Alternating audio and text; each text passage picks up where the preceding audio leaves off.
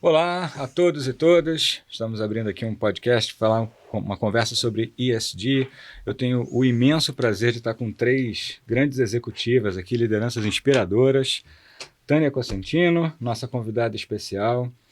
Tânia tem uma carreira muito sólida, começou na Schneider Electric, passou praticamente por diversas funções até assumir a liderança para a América Latina da companhia e hoje é a CEO da Microsoft no Brasil. Como se não bastasse, é uma referência internacional, realmente, né, por conta de um crédito da ONU, por seu trabalho na frente de eficiência energética, empoderamento das mulheres, um avanço da agenda Tânia. Prazer inenarrável ter você aqui com a gente. Obrigado pela presença, obrigado pelo seu tempo. Prazer enorme estar aqui com vocês hoje. Também estamos aqui com Marina Fontoura, outra executiva teve sempre um trabalho muito orientado ao desenvolvimento de negócios. Ela entrou para o mundo da educação ao se tornar CEO e conselheira também, né, Marina, da Spot Educação. É uma holding que reúne marcas extremamente inovadoras e muito conhecidas como a Cultura Inglesa, o Code Buddy, e em 2020 ingressou para a Edux, assumiu a vice-presidência de operações Premium, hoje lidera essa nossa vertical que tem o IBMEC e o IDOMED, nosso braço de medicina. Marina, tecnologia e educação estão na tua vida há um bom tempo já, né? Sim, uma pauta que muito interessa não só a mim, mas ao mundo de hoje, né? Então, realmente um grande prazer estar aqui com a Tânia, com a Cláudia e com você para discutir esse tema. Obrigado, querida, pela presença. E Cláudia, né? Fechando aqui a nossa constelação, posso chamar de constelação essa mesa aqui? Fechando nossa constelação, a Cláudia.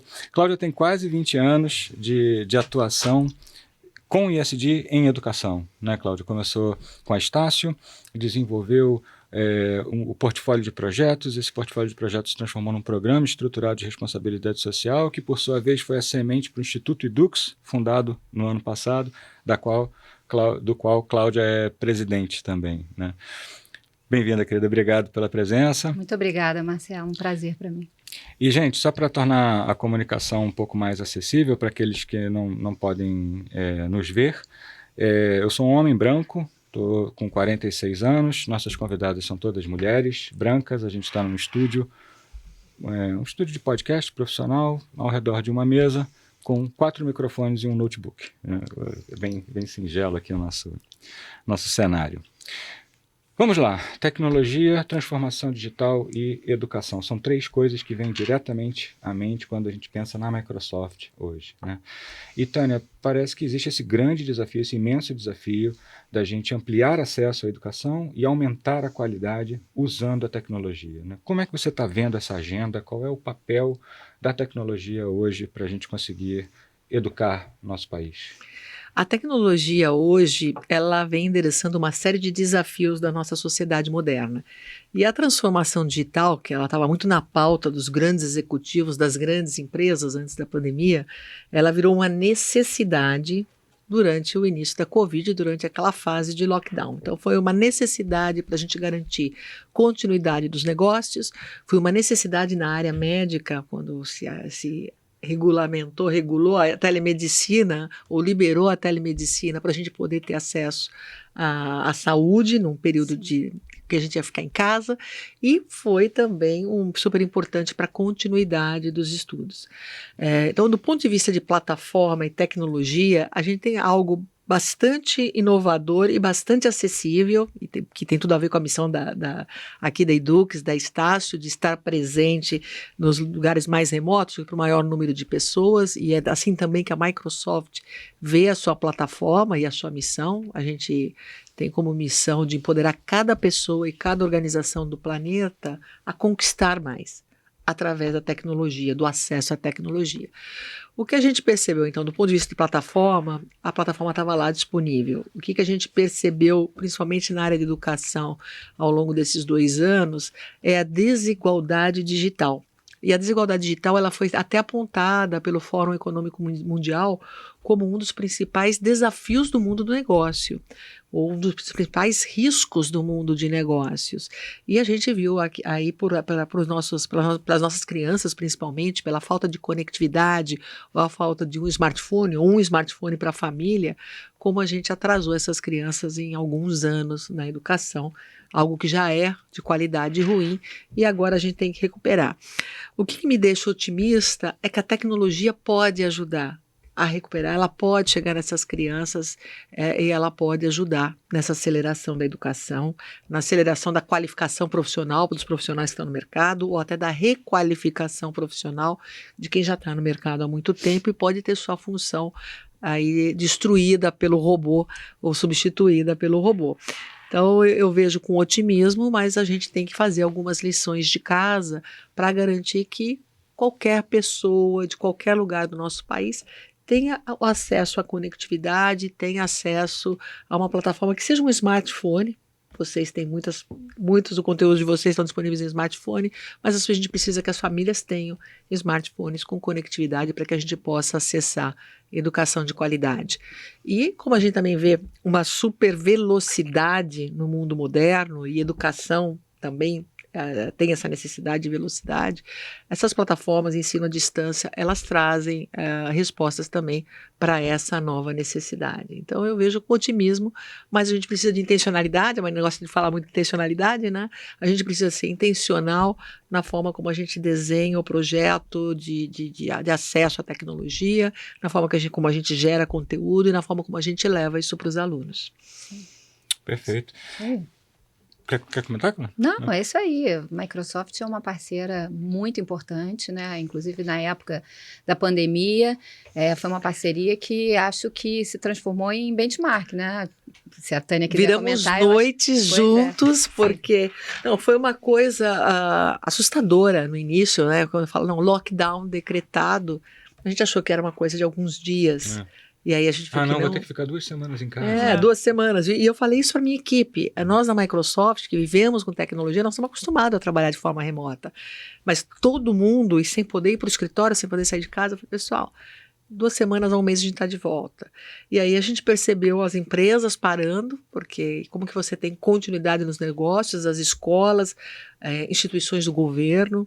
E naquele momento nós fizemos doação de quase 500 mil de licenças de software, de Teams, para órgãos públicos, esfera municipal, estadual e federal, para garantir continuidade de serviços públicos, e a gente saiu apoiando diversas instituições, a grande empresa privada, a pequena empresa privada, e aí uma parceria com vocês aqui na Estácio, onde a gente colocou 300, 400 mil alunos em poucos dias. Acho que foram 2 semanas. Exatamente.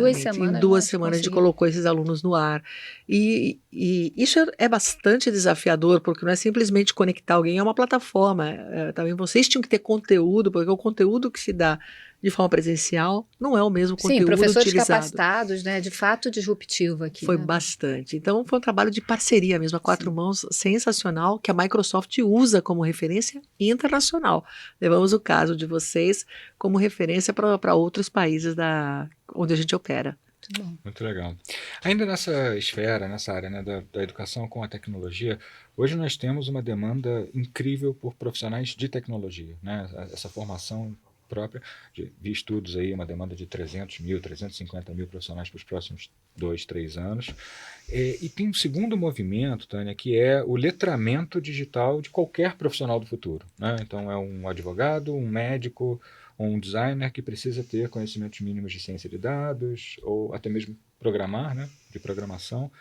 Como está essa visão da Microsoft? Como você enxerga esse desafio aí da formação dos profissionais? Uma vez eu estava conversando com o presidente de um hospital em São Paulo e ele falou, eu vou ter aqui no futuro mais cientistas de dados do que médicos. E os médicos, um melhor médico vai precisar ter conhecimento de tecnologia. Porque você vai fazer cirurgias remotas, você vai fazer diagnóstico remoto, você trabalha, ou você vai pegar insights. Então, quando a gente fala de ciência de dados, é você usar dados para gerar insights, ajudar no diagnóstico, ajudar na pesquisa para novas vacinas. A gente contribuiu bastante para a comunidade científica com poder computacional para acelerar a descoberta de uma vacina. Então, isso foi um engajamento global do setor privado com tecnologia e grupos de cientistas, né, de diferentes empresas.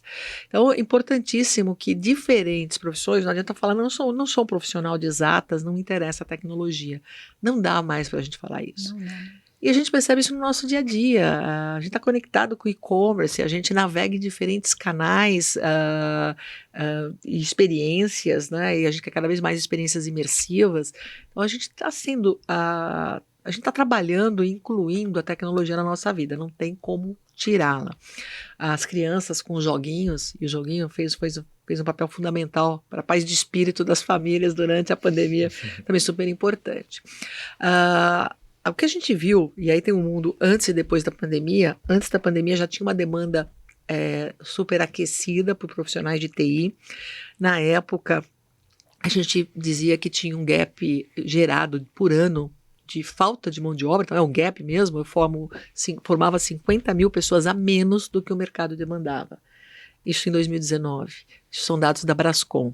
A Brascom ela lançou uma nova pesquisa o ano passado, ela divulgou a nova pesquisa em dezembro do ano passado, dizendo que nós já temos um gap de 400 mil profissionais de TI no mercado. Não é o médico com conhecimento em TI, são profissionais de TI, desenvolvedores, cientistas de dados, profissionais de cibersegurança.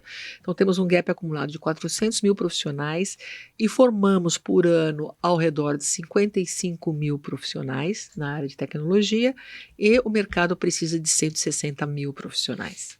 Então a gente cria um gap anual de 100 mil profissionais. Isso atrasa a aceleração ou atrasa a transformação digital do país. E atrasando a transformação digital, a gente está atrasando o desenvolvimento econômico do Brasil. Porque a transformação digital nada mais é do que usar ferramentas e tecnologias para a gente garantir ganho de produtividade nas empresas, competitividade, o acesso à saúde, acesso à educação. Então, você simplesmente está limitando o potencial de crescimento econômico. Em tudo, Impacta em tudo. tudo. Inclusive na economia, né? Engraçado, quando você menciona, desculpa, Marcelo, só para fazer aqui um comentário, porque quando a Tânia menciona a medicina, né, enfim, os hospitais, eu logo me lembro das salas de aula dos nossos cursos de medicina, e aqui a Marina pode falar melhor. Quando eu vou lá fazer as visitas, Marina, é tecnologia pura, né? Você não quer comentar um pouco? Porque em sala de aula, a gente sabe o esforço de algumas gerações em relação à tecnologia. Mas em outras, né, nossos filhos, enfim... São nativos já, né? As crianças de hoje são nativos digitais. É realmente orgânico. E aí, quando me faz lembrar realmente quando eu vou para as nossas salas de aula, de todos os cursos, né? Tecnologia pura, em especial saúde. Você vê a importância, inclusive, para a economia, para absolutamente tudo, né? Para uma sociedade. Tudo. Aí eu passo para você. De fato... quando a gente hoje pensa na construção de um ambiente de aprendizado, a tecnologia é fundamental por dois motivos, né? Primeiro, pelo próprio lado do engajamento, né, dos alunos, né? O aluno hoje, ele não quer aprender da mesma forma que era antigamente, né? Que era aquela relação, o professor como o centro do conhecimento, como o centro do saber, e o aluno ali como um receptor daquele conhecimento todo. Hoje o acesso à informação está em um clique, né? Você vai na internet, você acha tudo a qualquer momento. Então, de fato, e os alunos nativos digitais, né? Querendo experiências diferentes, engajantes. Então, na medicina em especial, que a gente tem um olhar muito forte na questão da prática, né? A questão de você preparar os alunos para botarem a mão na massa no dia seguinte, serem médicos, que é uma responsabilidade tanto. Enfim, a gente tem muita tecnologia nesse processo, porque em vez de você testar com casos reais, vamos testar com os robôs, com as simulações, com os ambientes virtuais, com o metaverso. Exato. Enfim, tem inúmeras possibilidades de você expor o aluno e fazer essa jornada de aprendizado, ou do ponto de vista mesmo do conteúdo, né? Identificar quais são os gaps de aprendizado daquele aluno específico, daquela jornada, personalizar as jornadas de aprendizado, os focos de interesse daquele aluno e como é que eu municio, né? E aí complemento a experiência professor ou aluno com os conteúdos digitais, enfim. Então, de fato, não tem como hoje pensar a educação sem pensar no elemento tecnológico complementando a jornada. Não é nem a tecnologia como um fim necessariamente, mas a tecnologia como um meio ultra relevante. É óbvio, quando quando a gente está falando de formação de mão de obra para a tecnologia, e a tecnologia como um fim mesmo, né? Que também é uma demanda, uma necessidade, como você bem colocou. Mas quando a gente pensa em vários dos cursos aqui, no caso do IDOMED, a medicina, mas no caso do IBMEC, o direito, o negócio, como é que você vai formar uma liderança sem ter um mindset digital, né? Dizem que tem o coeficiente, o QI, né? O coeficiente da inteligência, o QE, né? Da inteligência emocional, e hoje o QD, né? Do seu grau de coeficiente de digital, né? O quanto você é um cidadão digital que, de fato, faz completa diferença e cada vez vai se tornar mais relevante olhando para frente, né? E aqui no nosso business, com todo o cuidado, né, em relação à tecnologia para os nossos alunos, em desenvolvê-los com essas habilidades e competências, de fato, a gente também tem um olhar para o professor, porque o professor tem que estar capacitado, tem que estar ali firme e forte, com também todas essas habilidades de tecnologia para a gente conseguir aqui formar o aluno da melhor maneira possível e entregar para o mercado de trabalho aí super preparado para trabalhar lá na Microsoft também. Exatamente, braços abertos, especialmente para as mulheres, que são tão poucas nesse nosso mercado, né? Nós somos 17% do mercado de tecnologia. Mas os professores tiveram um desafio especial, porque você é acostumado a dar aula em sala de aula, o contato físico com os alunos, todo um programa desenhado em um formato para lecionar pronto e comprovado, e de repente ele tem que mudar, ela tem que mudar e dar água para o vinho. Então, como que você engaja aluno no digital? Então, foi um desafio gigantesco, e aí nosso papel também é de ajudar os professores nessa jornada. E quando a gente fala também de ESG, né, a gente sabe que a maior ferramenta de ESG é tecnologia. É verdade. Então, estamos aqui num momento bem contemporâneo e com bons desafios, né?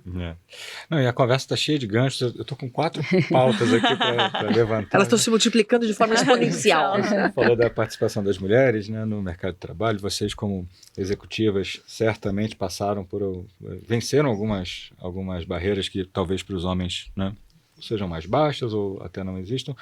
Mas antes, deixa eu, só para a gente fechar esse tema da formação do profissional do século XXI e falar um pouquinho das soft skills, né?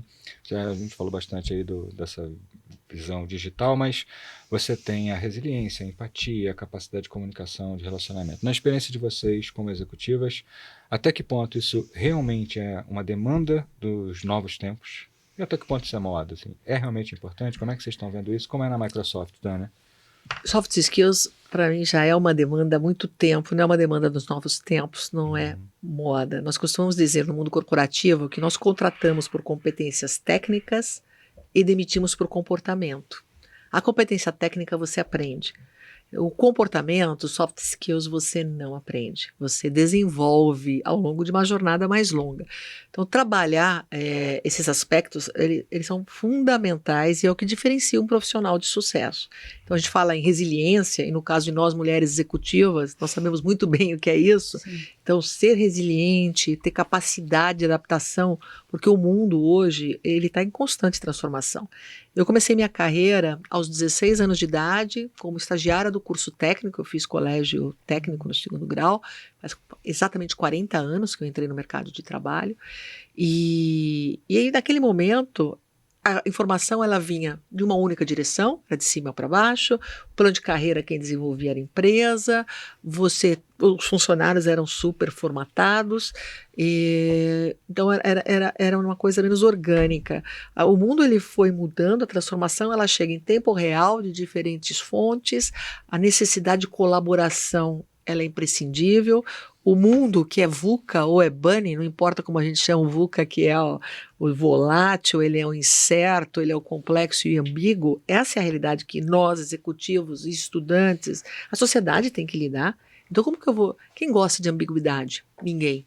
Mas como que eu lido com a ambiguidade de forma efetiva, sem que gere um burnout? Isso é uma capacidade, um soft skills importante. Como que a gente desenvolve pensamento crítico? E aí, nesse momento atual, que a gente fala, tem tanta fake news, tem tanta informação, Marina, tem informação de tudo quanto é lado. Como que eu sou capaz de analisar fonte, pesquisar, confrontar dados para ser segura da informação que eu estou buscando, para não ser iludida pelo algoritmo?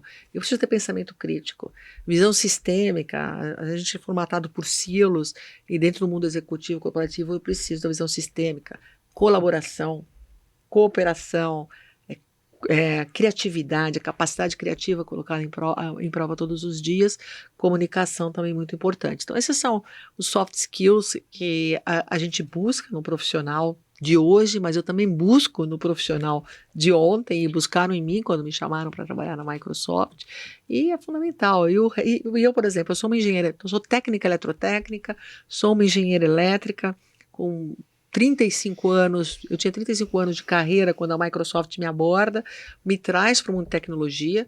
Eu no mundo elétrico, eu era uma boa técnica, eu gosto da área técnica, e eu venho para o mundo de TI com pouco background técnico. Mas como eu sou curiosa, e curiosidade, gente, uma outra coisa super importante é a curiosidade de aprender sempre algo novo, porque aí você não se bloqueia.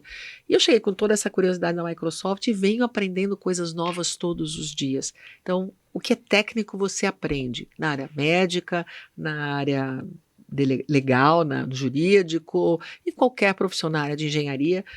Esses soft skills eu desenvolvi ao longo dos meus 40 anos de carreira. Então é importante a gente, com mais experiência, ajudar com mentoria, como que você ajuda o jovem a desenvolver essas habilidades. Então não é só uma questão de buscar essas características nos profissionais, mas como nós, profissionais com maior experiência, podemos ajudar esses jovens com diferentes programas, e mentoria é um programa super efetivo para desenvolver essas habilidades nesse pessoal. Eu concordo plenamente, parece que eu me vejo um pouco ao longo da minha carreira, né? Porque de fato, habilidades e competências a gente aprende em sala de aula e no dia a dia, né? Nas nossas carreiras, enfim, ao longo da jornada. Mas eu, pessoalmente, tenho certeza absoluta que os soft skills é que me fortaleceram como um dos atributos, resiliência, para que, de fato, eu conseguisse fazer disso um ativo para os hard skills. Então, eu sempre acreditei muito nisso, sempre fiz disso também grandes fortalezas para mim profissionalmente, e hoje, aqui na diretoria de empregabilidade, que a gente tem aqui todo um time que toca, né, a jornada do aluno para que ele tenha uma carreira, não só um emprego, para que ele tenha uma carreira. Então, a gente, nessa linha do tempo do aluno, a gente, de fato, também fortalece os soft skills, mostra para ele o quanto isso é importante, o quanto serão joias para ele ao longo da jornada dele. Então, assim, dependendo do aluno, né, a gente, inclusive, tem que olhar também a questão da autoestima, né, quer dizer, dar essa segurança, dar essa força, pegar na mão e mostrar que ele vai seguro, pode ir seguro para uma entrevista de emprego, enfim. E então a gente tem um olhar muito cuidadoso com cada aluno nosso, para que, de fato, além das habilidades e competências que certamente aprenderão em sala de aula e na vida deles, né, profissional, que eles entendam que soft skills realmente é um super presente e que eles têm que valorizar isso sim, né, Marina? Perfeito. Não, e eu acho que você estava falando, a gente não aprende, a gente desenvolve. Eu acho que é óbvio que é diferente do aprendizado de um skill técnico, que você pega um livro e você devora, tem uma metodologia, né? E tal. Mas eu acredito muito que as instituições de ensino têm um papel ultra relevante, obviamente junto com a sociedade, com os empregos, com a família e tal, porque você desenvolver essa autopercepção, ou seja, você ter o feedback, você entender, ter a intencionalidade de desenvolver esse tipo de skills, e você ter alguém te dando um feedback, e você incorporando isso e evoluindo, essa é a maneira de você realmente ir aprendendo, é pela prática. É óbvio que você não aprende num autoconsumo ali, mas se você não entende, se não tem alguém te explicando o que é uma empatia e te dizendo que você não está sendo empático, você não vai no próximo começar a tornar esse negócio, por exemplo, relevante. Então, eu acredito muito que existe, não é aquela coisa eu nasci com isso ou nasci sem isso. É uma coisa altamente trabalhável e enfim, nós do setor de educação temos um papel aí ultra relevante nesse desenvolvimento. Então, sem dúvida nenhuma, como eu concordo com você, que sempre foi ultra relevante, sempre foi um traço bem marcante para o sucesso das pessoas, mas eu acho que agora o que eu vejo no caminho mais recente é uma intencionalidade maior se fala mais, exatamente. A agenda ISD, ela foi muito importante para isso, porque ela valorizou muitas vezes isso. era menosprezado. É. Né? Enfim, o profissional, quando era mais criativo e estava numa posição que não né? Enfim, que a criatividade não chamava tanto atenção, não era tão importante, não era tão prioridade. A questão da resiliência, da disciplina, do foco, enfim, de você também ter voz, né? Então, acho que essa agenda ESG, ela contribuiu muito para esse ativo soft skill, eu não tenho a menor dúvida disso. Trouxe novas reflexões para o mundo corporativo. Sim. Porque muita coisa, e aí eu falo, olhando os meus 40 anos de carreira, se esperava do colaborador alguma coisa. E a empresa não se sentia na obrigação de desenvolver. Ela fazia o desenvolvimento técnico do colaborador. E eu achava que não tinha obrigações além disso. Quando você olha, e aí o S do SD, a empresa com seu papel social, e o seu papel social primeiro olhando para dentro, como que eu trabalho, trato, cuido, desenvolvo meus colaboradores, e depois como que eu trabalho, trato e cuido a comunidade que me cerca. Então esse é o lado S, que as empresas agora, acho que isso está crescendo, está evoluindo, então as empresas mais e mais têm um entendimento do seu papel, porque elas têm sim um papel a desempenhar aqui, e é um papel que é importante para o negócio, não é um papel simplesmente social de caridade. A gente tem que fazer esse desenvolvimento e cuidar do colaborador, por exemplo, para ter retenção de talento. Claro. Talento custa caro, já acabei de comentar, a gente não tem profissionais na área de TI, e se você for para a área médica, não tem o número de médicos suficiente, então cada engenharia nem se fala, os meus colegas de engenharia somos poucos, principalmente no mundo elétrico, somos poucos no mundo de hoje. Então, como que a gente atrai mais jovens para o mercado de trabalho? Como que a gente desenvolve? E aí as empresas têm o papel de desenvolver e cuidando dos seus talentos, ela vai ser capaz de retê-los. E a retenção de talentos é um diferencial competitivo. E indo um pouco além, a questão do propósito, né? Quer dizer, a gente sempre, né? Missão, valores e tal, mas hoje em dia eu acho que isso, inclusive para o colaborador, ele escolhe, ele quer ter propósito, ele quer ser feliz. Por isso que aqui a gente não fala tanto em empregabilidade, a gente fala muito mais de carreira, né? Porque a gente quer, o aluno, o funcionário, o colaborador, ele quer realmente trabalhar feliz. E aí a gente pensa, alguns anos atrás, né, era o profissional, era a pessoa física, hoje em dia já se entendeu que é uma energia única, né? Que inclusive se a gente quer que o profissional seja um profissional com esse espírito de dono, né? Quer dizer, estou fazendo melhor, colocando toda a minha energia, a gente tem que valorizar a experiência toda da pessoa, né? Absolutamente toda, né? Se ele viaja, é um ativo. Se ele tem experiências fora da companhia, é um ativo. A jornada dele toda é um ativo. Quer dizer, não são só mais as habilidades e competências, a parte técnica. É realmente a pessoa como um todo. Então, a empresa que entende isso e que coloca isso em prática... Tem um diferencial. Tem um diferencial e a gente não tem a menor dúvida que os resultados também são outros para a companhia, né? E ter esse olhar é importante, porque a Microsoft lançou esse ano uma pesquisa que é as tendências no mundo de trabalho. Ela lançou no início da pandemia, que eram as tendências no mundo de trabalho remoto, e agora são as tendências no mundo do trabalho híbrido. E o mundo híbrido ele é mais complexo que o mundo 100% presencial ou 100% remoto. E uma das coisas, uma das descobertas que a gente teve nessa pesquisa, e aí de pessoas, diferentes gêneros, diferentes faixas de idade, elas vão priorizar saúde, bem-estar e família, não o trabalho. Então, se o trabalho não tiver significado, ela vai trocar de trabalho. Ninguém está prescindindo de ganhar dinheiro, a gente precisa ganhar dinheiro para ter bem-estar e levar bem-estar para a família. Mas eu vou dar prioridade para o meu bem-estar, para a minha família, para a minha saúde. Então, se a empresa não corresponder às minhas expectativas, eu mudo de emprego. E mais da metade dos colaboradores das empresas, e aqui é uma pesquisa mundial, mais de 31 mil pessoas entrevistadas, mais da metade desse público disse que vai mudar de emprego este ano. Por quê? Porque a empresa não está correspondendo às expectativas dela. Então, quando você pensa o custo que tem para uma empresa contratar, desenvolver um funcionário para depois perdê-lo, isso impacta diretamente no resultado da empresa. Então, a empresa tem que se preocupar com impacto, tem que se preocupar com propósito, tem que se preocupar em cuidar das pessoas que estão dentro dela, cuidar e desenvolver, que é uma forma de você garantir aqui a manutenção e retenção da sua equipe. Retenção de talentos. A sustentabilidade do negócio. A sustentabilidade do negócio. Por isso que eu falo, ESG é imperativo de negócio, não é caridade, gente. Não é custo, né? É investimento. Não é custo, é investimento. Ia retomar um dos pontos que ficou para trás. Tânia mencionou 17% de mulheres no mundo de TI, né? Eu tenho uma outra informação aqui, 15% dos graduados em tecnologia em 2020 eram mulheres. 15%. Então, até abaixo da representatividade do mercado, estamos aumentando esse gap, né? E eu imagino que para vocês três, assim, deva ser enfadonho toda vez que alguém vê, lá vem o cara me perguntar o que é ser mulher numa posição executiva para $1 para cada vez que essa pergunta já tenha sido apresentada. É Tava verdade. bom, né, Tânia? Mas, senhoras, o que é ser mulher no mundo de negócios hoje no Brasil? E mais do que isso, as empresas estão se mexendo, né? O que está dando certo, o que não está dando e qual é o caminho? Muitas perguntas.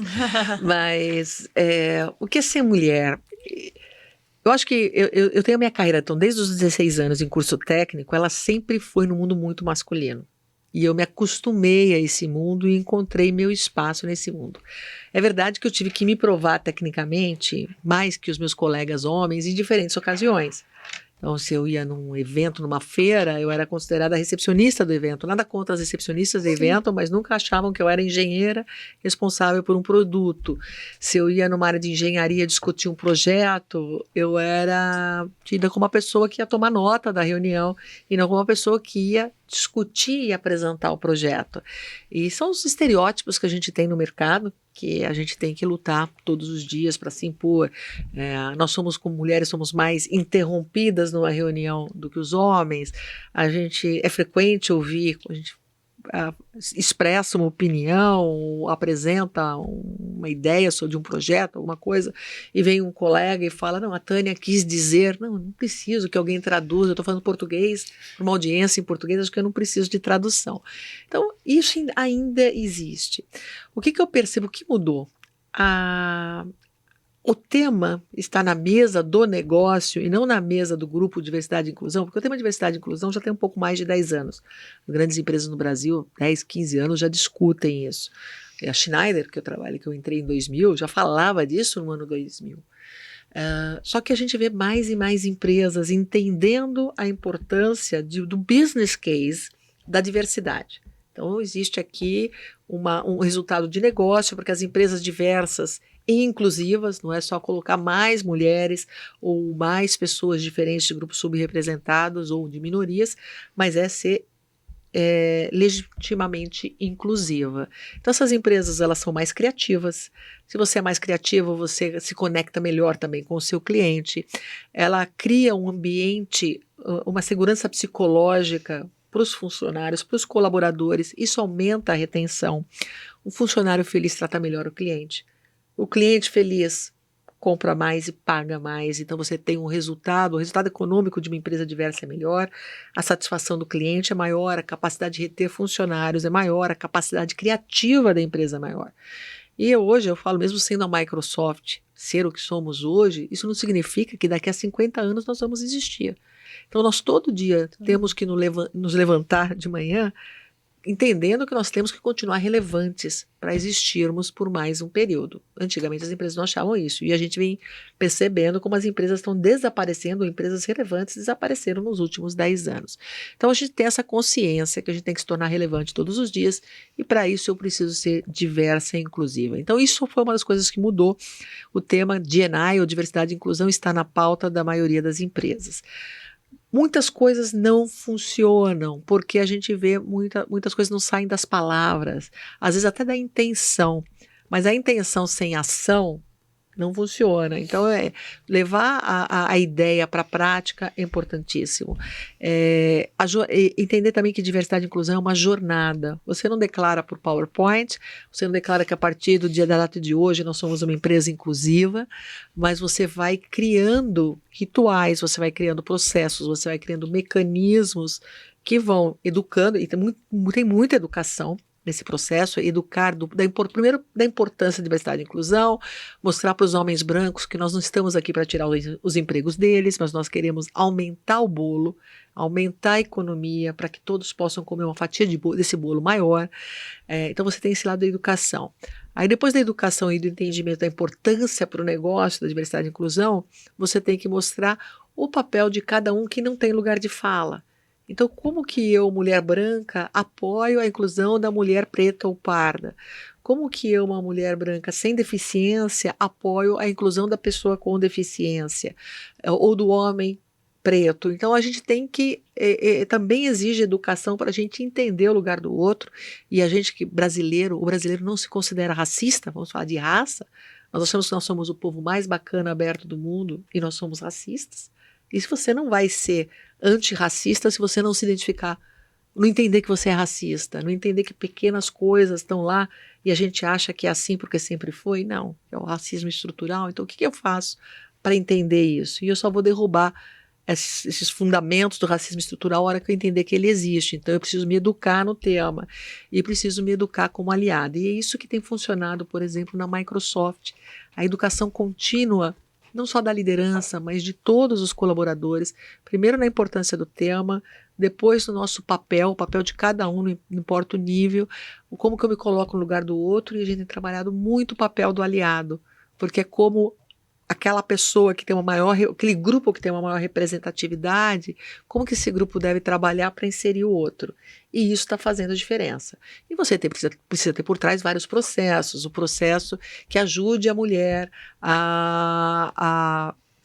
e aí no momento da maternidade, ou que ajude a família no momento do nascimento de uma criança, se a família é homoafetiva ou não, como está o seu seguro-saúde, como é o seu seguro de vida. Então tem uma série de aspectos relacionados a processo que a empresa tem que ter e muita coisa de educação. E o que é legal ver hoje é que as empresas estão trocando mais ideias. Você não precisa reinventar a roda sozinho. Tem empresas que já passaram por coisas que você está passando hoje. Então o melhor numa jornada tanto de sustentabilidade, quando a gente fala de ESG, ou quando fala de diversidade e inclusão, que está dentro do S, mas tem uma particularidade, é importantíssimo a gente aprender com quem está um pouquinho na frente da gente, porque a gente vai ganhar tempo. A diversidade de gênero, a equidade de gênero vai levar mais de 100 anos. E a gente perdeu 37 anos com a pandemia. A mulher voltou para casa para cuidar dos filhos, para cuidar da casa, para cuidar do marido. A mulher empreendedora, ela ganha muito menos que o homem, porque ela tem um negócio de baixíssimo impacto. A mulher de startup, a startupeira, ela não acessa capital das venture capitals, o homem acessa. E com a pandemia, a mulher voltou para casa e a gente, que era 100 anos para equidade de gênero, vai para 130 e poucos anos. Pô, eu não tenho mais 130 anos de vida, nem vocês que são mais jovens do que eu. Então a gente precisa fazer alguma coisa agora. Então aprender com quem já está na frente é fundamental. Belíssima visão. Adorei o conceito de aliados, né? Estabelecer aliados para promover isso. Cláudia, Marina, o que vocês podem acrescentar aí?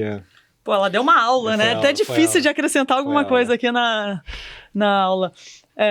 Mas assim, eu acho que naquela história, né? A gente sempre pode olhar o copo cheio e o copo vazio, né? O copo vazio é o copo que tem muito desafio, tem muita coisa para fazer, mas o copo cheio, como ela mesma falou, é que já tiveram muitos avanços, assim.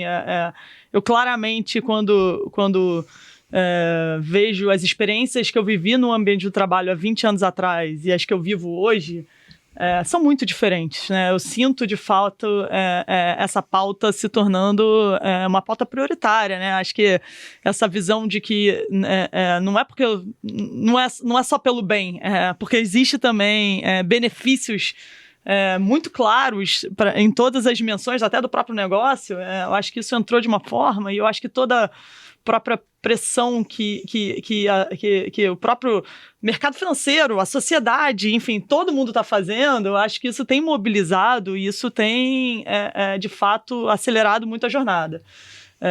Então, eu, pessoalmente, embora ainda vejo desafios, ainda vejo uns certos preconceitos, ainda vejo em algumas situações coisas assim que em tese são do século passado, do ponto de vista de, por exemplo, no caso da mulher, você preteria uma promoção porque essa pessoa vai estar grávida, ou enfim, eu acho que as empresas estão aprendendo ainda a entender que existem, especificamente no caso da mulher e do homem, um papel social que impacta emocionalmente e socialmente, enfim, acho que essa história de entender que não é ou eu vou ser mãe, ou eu vou ter uma família, ou eu vou ser uma profissional, por muito tempo existia isso, né? Existe. Mas Grupos ainda de mulheres existe, né? jovens existe. Acham, é uma barreira para as mulheres acreditam que isso é uma barreira. E o que é muito triste. É muito triste, mas eu vejo hoje a sociedade se mobilizando, é óbvio, tem muito ainda por fazer.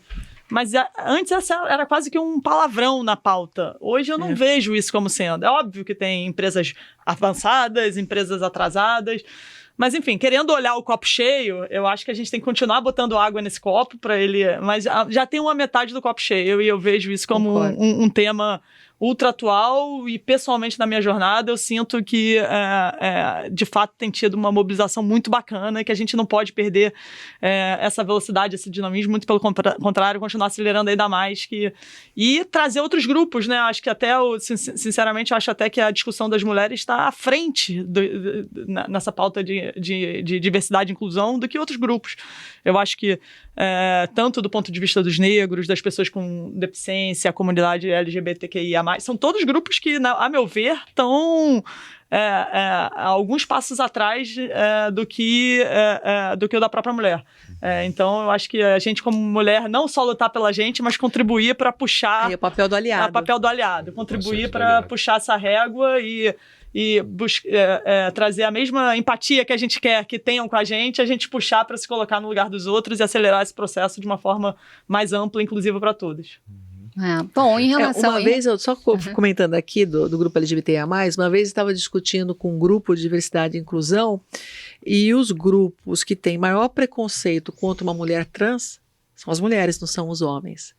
Então, nós que sofremos tanto preconceito, nós replicamos isso com outros grupos. Então, é meio irracional, né? Por isso a gente tem que ter consciências das situações para falar, poxa, eu me recuso a me comportar dessa forma. O tal dos vieses inconscientes, né? Totalmente. Que estão presentes em todos nós, né? Engraçado, quando eu penso na minha carreira ao longo desses últimos 20 anos, né?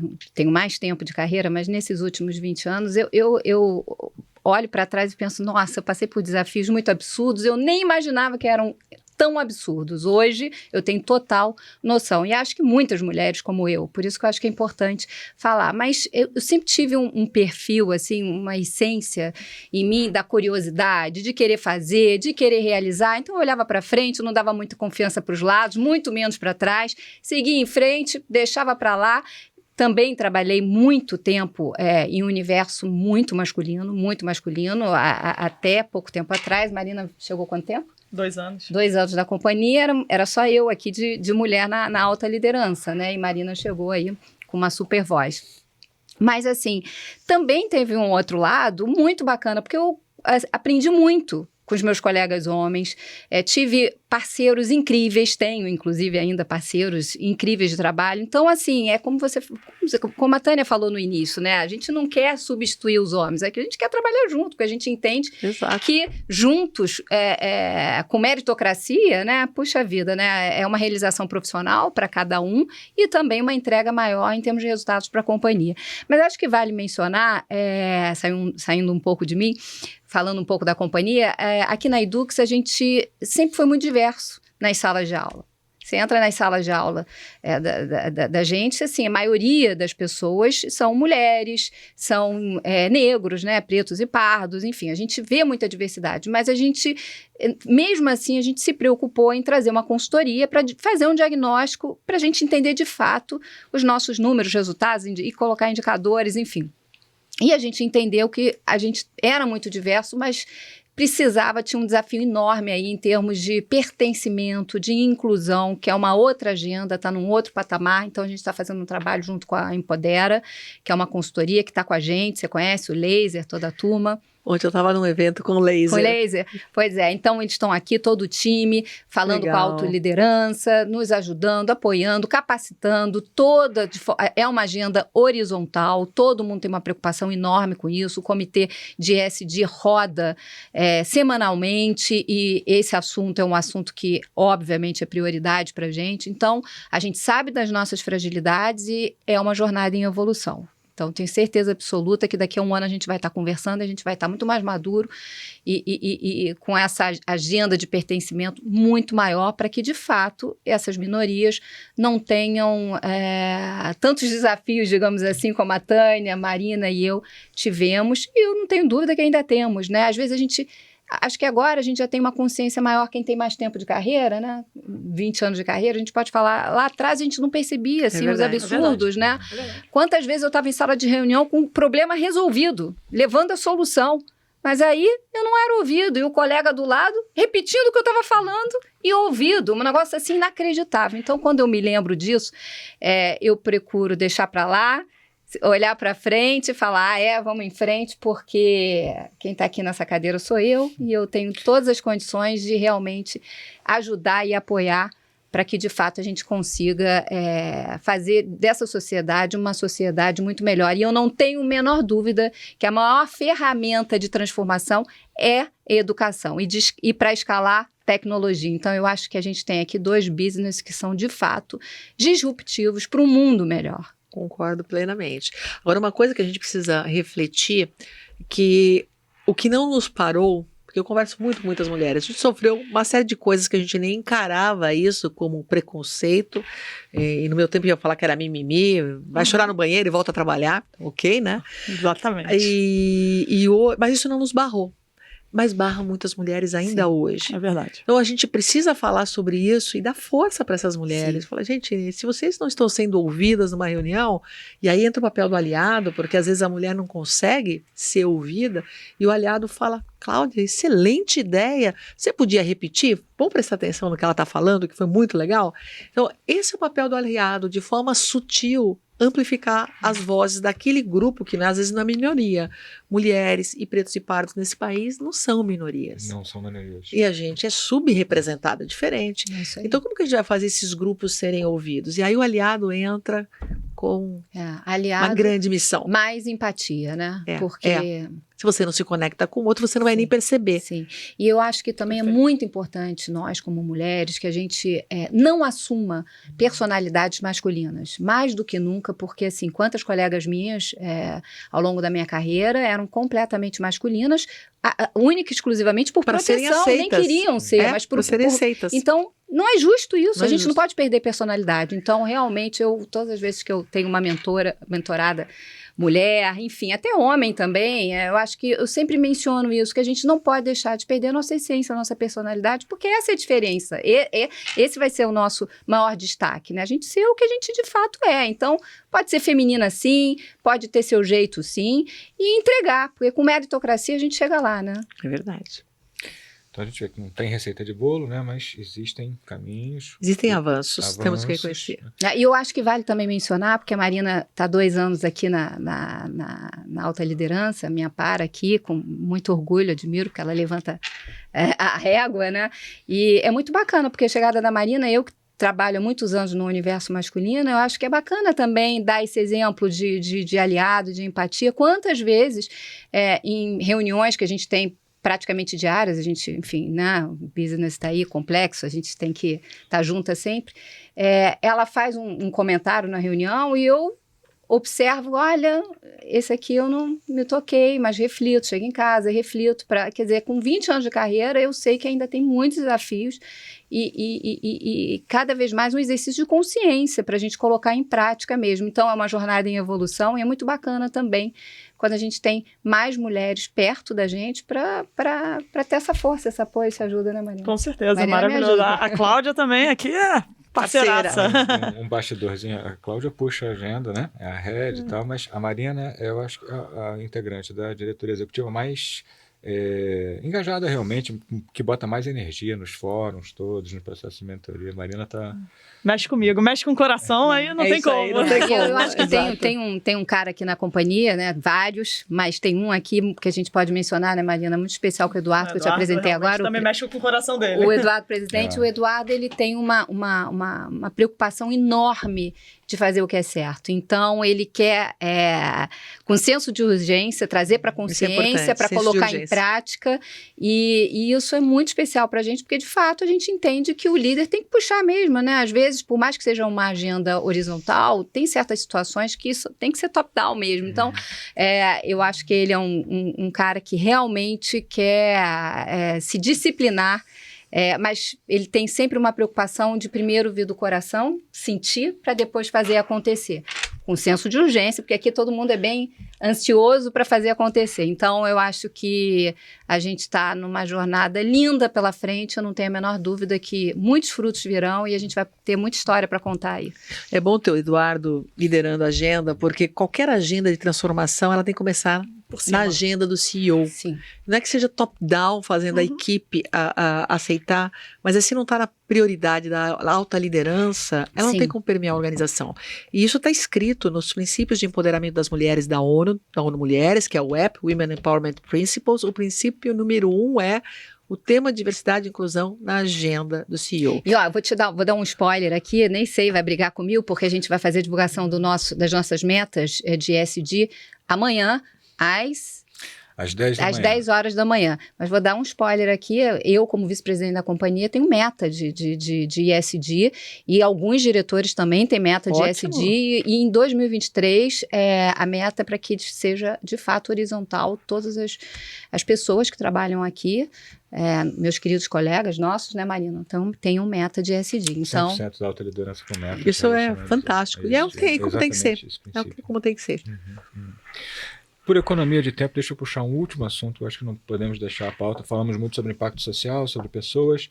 Eu queria falar um pouquinho sobre meio ambiente, que eu sei que é uma área muito, muito cara, muito especial para você, né, Tânia?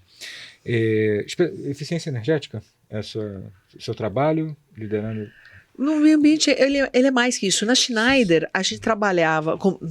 Acho que é mais que isso, mas dentro do mundo empresarial, e mesmo na Schneider, a gente trabalhava eficiência energética, acesso à energia e energias renováveis. E aí, falando nos Objetivos do Desenvolvimento Sustentável da ONU, isso está relacionado ao ODS 7, levar energia limpa para todos. No mundo, a gente ainda tem hoje mais de 1 bilhão de pessoas sem acesso à energia, sem acesso a saneamento, sem acesso à água potável e em vulnerabilidade alimentar. 1 bilhão de pessoas, praticamente 1 bilhão de pessoas. Então, o que acontece? São pessoas que estão vivendo abaixo da linha da pobreza. E o que a gente tem que fazer nos próximos anos? A gente precisa cortar as emissões de gases de efeito estufa pela metade para conseguir controlar o aquecimento global. E aí eu gosto muito de falar de energia, porque para tirar esse 1 bilhão de pessoas, ou quase 1 bilhão dessa linha da pobreza, eles vão ter que consumir energia. Eles precisam ter acesso à água, eles vão ter que bombear água, eles precisam ter acesso à produção, à mecanização de uma atividade produtiva.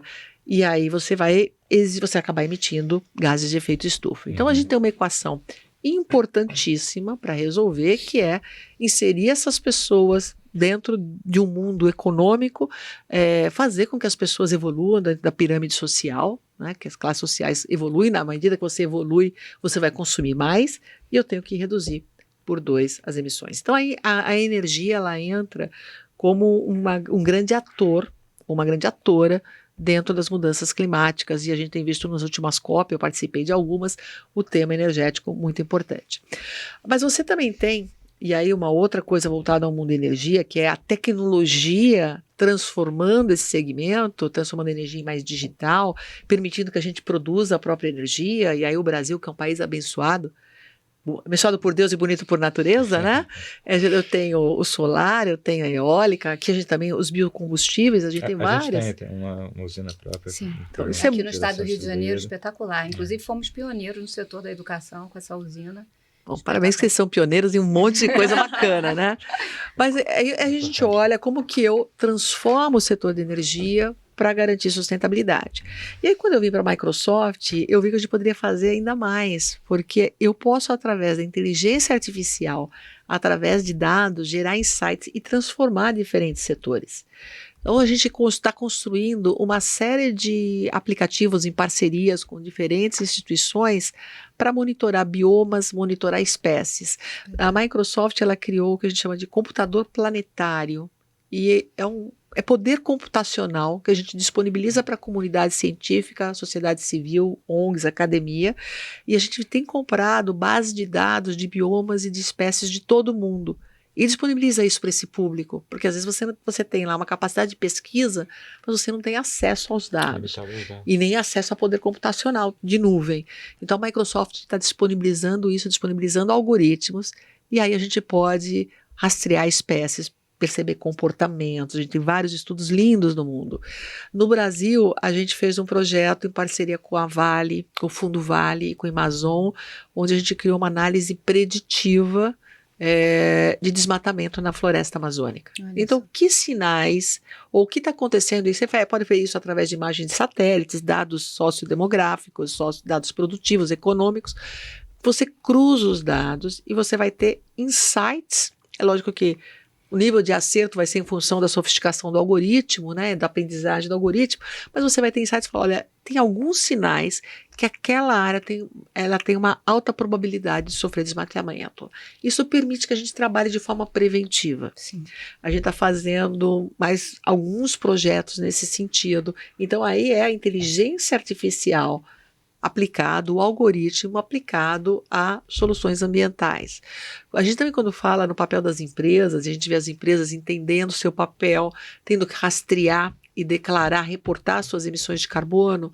A grande dor, a grande dificuldade é você reportar escopo 1, 2, 3, porque você está envolvendo cadeia de suprimentos, você está envolvendo diferentes atores, os dados estão em silos. Então, é muito difícil você capturar esses dados. E a gente criou a Cloud for Sustainability, a nuvem para a sustentabilidade, onde a gente está criando conectores que vão ajudar os nossos clientes a capturarem esses dados de forma mais fácil. E a gente vai certificar esses dados. Fantástico. A gente tem Espetacular. A gente está discutindo um projeto. Não, tem coisas maravilhosas. Maravilhosas. A gente está com um projeto lindo que a gente quer lançar. A gente está fazendo uma prova de conceito no Brasil, de levar conectividade para o campo, para o pequeno produtor rural. E aí o que a gente viu no Brasil? A gente consegue produzir, aumentar de forma significativa a produção agrícola, sem necessariamente ampliar. A gente definitivamente não amplia na mesma proporção a área produzida. Isso é ganho de produtividade em função da tecnologia. Então eu posso usar imagens de satélites, monitorar o campo, e aí eu posso identificar através dessas imagens, e aí com o treinamento de algoritmo, eu posso identificar a área que necessita de maior irrigação, ou que necessita de maior fertilizante, maior quantidade de fertilizante, ou a área que necessita de maior defensivo agrícola. E aí eu vou ser precisa na aplicação, quantidade correta no local correto. Eu estou reduzindo o custo para o agricultor, porque ele está comprando menos defensivo agrícola, usando menos água, usando menos fertilizante. Eu consigo ter economia de energia, a produção de fertilizantes ela é intensa em energia elétrica. Então você acaba tendo você aumenta a produtividade do campo, você aumenta a rentabilidade do produtor e muitas vezes do pequeno produtor rural, que ele é super espremido na cadeia, você reduz as emissões dele, tudo através do uso da tecnologia.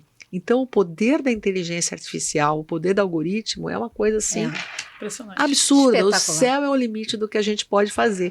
Então, a gente agora está criando estruturas para discutir, como que eu, na indústria, no comércio, na escola, como que eu consigo levar inteligência para ajudar cada um desses diferentes atores, dessas diferentes empresas, na sua jornada de sustentabilidade, na sua jornada ambiental.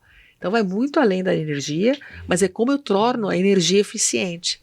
E aí o algoritmo está lá para me ajudar. É sensacional. Bom, mas assim, falando um pouco de environmental, né, de ambiental, né, as pessoas às vezes pensam, né, o seu setor aqui, o nosso setor é um setor que não tem grandes impactos, mas a gente não se preocupa não, a gente se desafia sempre. Então, além da usina, a gente faz um trabalho importantíssimo de economia circular, a gente tem aí um trabalho também de rotina nas nossas operações de gestão de resíduos. Água.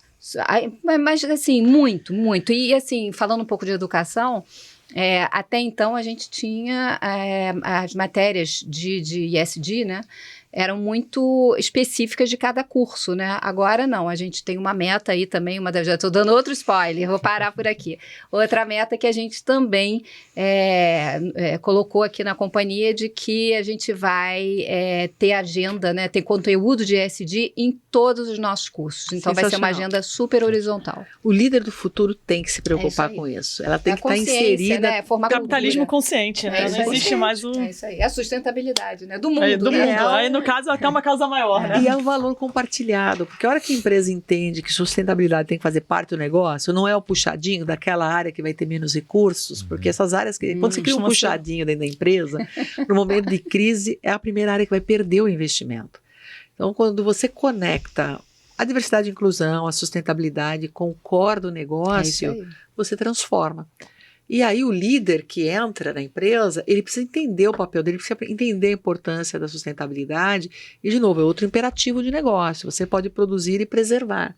Isso traz reputação para sua empresa, vai te conectar com essa juventude toda que está entrando no mercado de trabalho, então vai te ajudar a atrair os melhores talentos, vai ajudar essa empresa a se conectar melhor com os seus clientes. Então, é negócio, Não, é e negócio com resultado não financeiro. tem mais espaço para achar que é uma agenda que é custo e não é investimento, que é uma agenda que tem resultado a médio e longo prazo, porque não é, é aqui e agora, é o senso de urgência, né? Então, acho assim, fiquei muito feliz com esse papo aqui. Você tem mais alguma pergunta? Estamos com o tempo Inúmeras, estourado. né? Fala assim. Tenho, Dá pra continuar o dia inteiro, né? mas infelizmente a gente vai precisar fechar por questão de tempo. Mas né, antes de que fechar, eu não posso deixar de agradecer aqui, porque a gente tem muito fã também do seu time.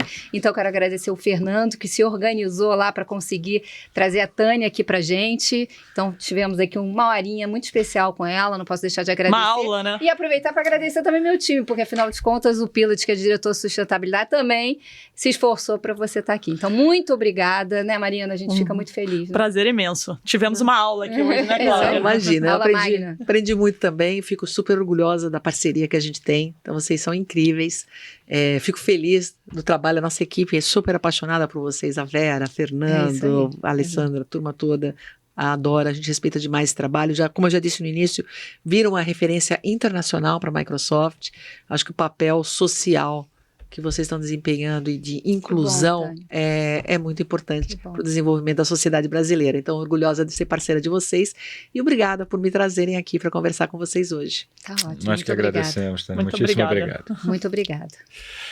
Obrigado, pessoal. Até a próxima. Obrigada, meu amor.